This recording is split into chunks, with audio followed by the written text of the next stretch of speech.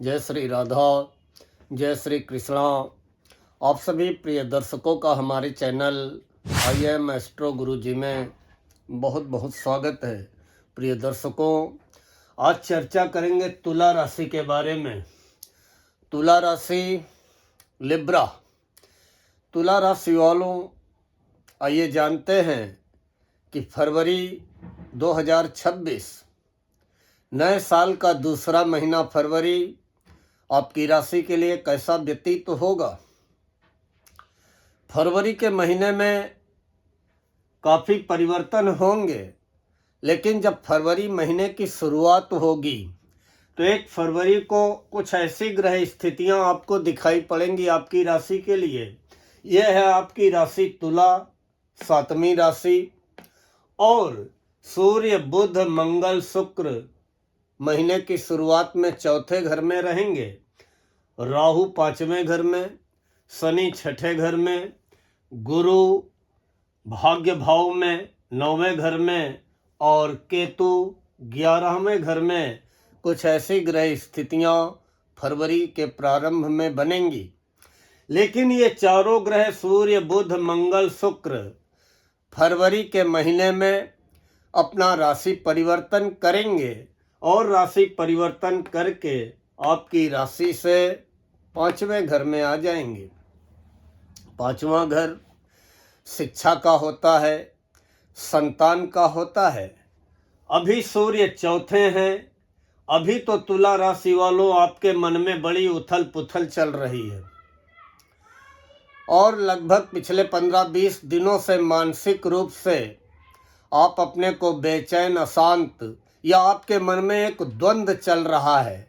कभी कभी आप अपने आप को मानसिक रूप से अकेला महसूस करते हैं। सभी के बीच में होते हुए भी आपको अकेलापन या मन में बेचैनी कहीं न कहीं महसूस जरूर हो रही है। अब जब 13 फरवरी को, वैसे यहाँ पे आने की शुरुआत सबसे पहले बुध करेंगे। बुध पंचम हो जाएंगे 3 फरवरी की रात में, और ये पंचम बुध 3 फरवरी की रात से लेकर के 10 अप्रैल तक 5वें घर में बुध रहेंगे। हैं तो आपके भाग्य के स्वामी। अपने भाग्य को बढ़ाने के लिए, भाग्य को जगाने के लिए आप जी तोड़ प्रयास करेंगे, लेकिन पूरी तरीके से संतुष्ट नहीं रहेंगे, क्योंकि पंचम बुध कहीं न कहीं मन को भ्रमित करने का ही कार्य करते हैं, अनिर्णय दुविधा की स्थिति में लाने का कार्य करते हैं।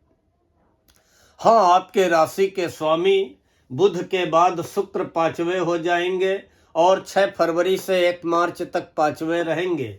अब आपके राशि के स्वामी हैं, निश्चित ही पंचम भाव में आएंगे तो ये आपको प्रयासों में सफलता दिलाएंगे।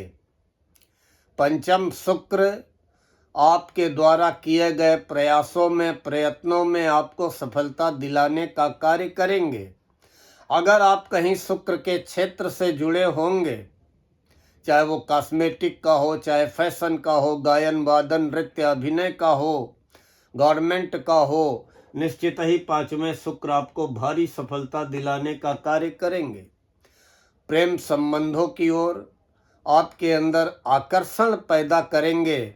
लेकिन जैसा कि हमने कहा कि ये चारों ग्रह एक एक करके यहीं पर इकट्ठे हो जाएंगे, इसलिए प्रेम संबंधों में जो आकर्षण पैदा करेंगे, उस आकर्षण से भी आपको बचना होगा, अन्यथा उतार चढ़ाव, निराशा का भी सामना करना पड़ सकता है।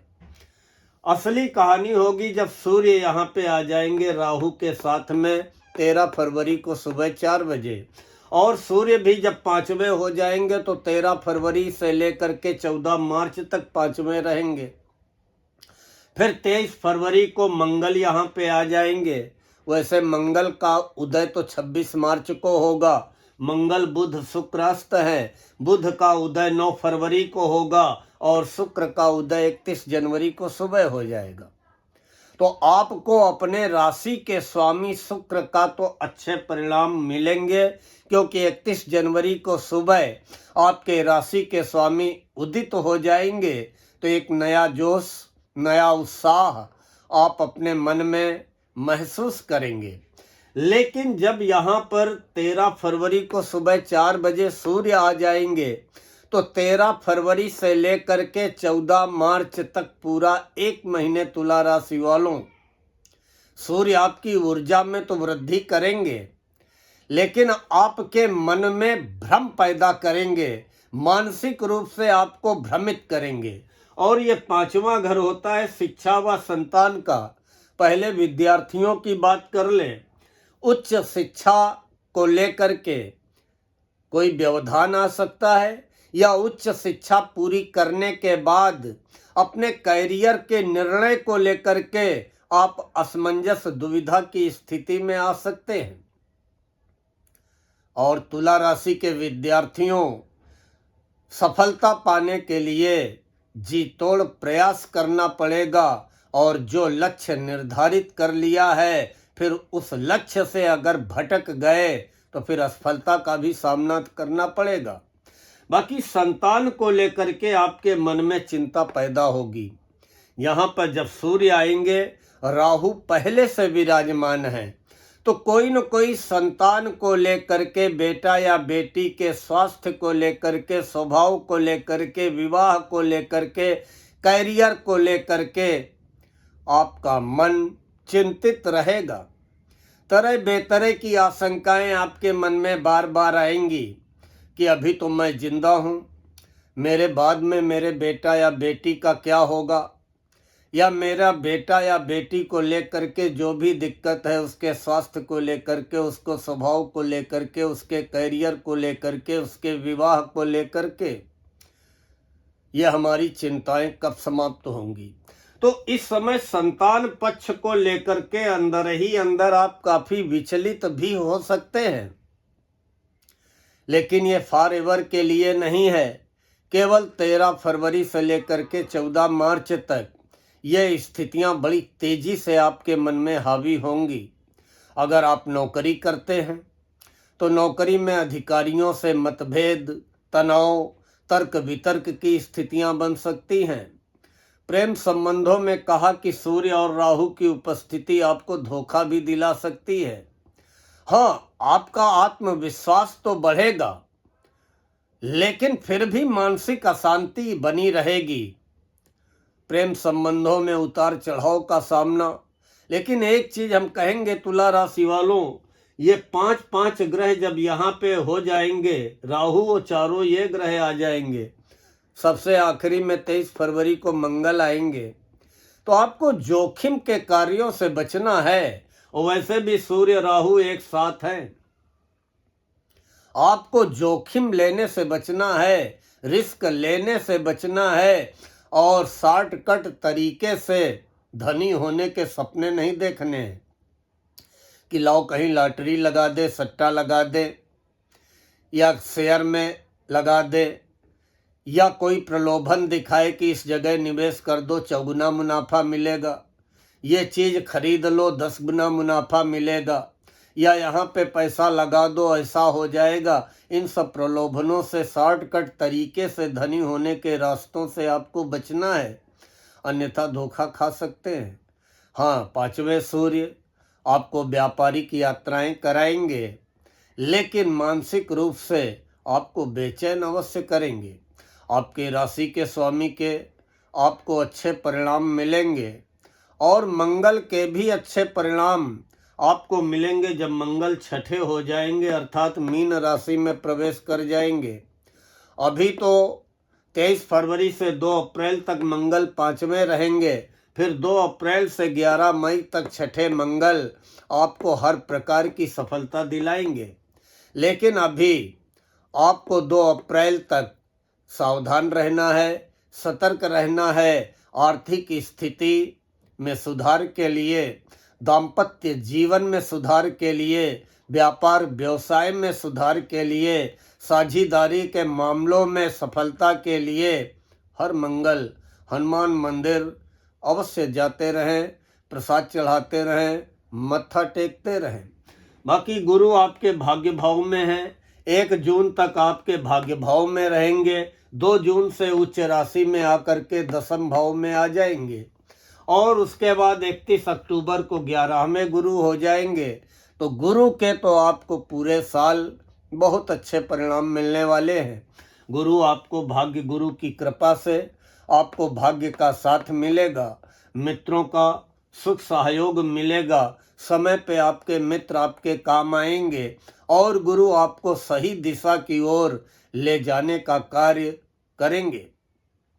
शनि आपकी राशि से छठे घर में है। रोग ऋण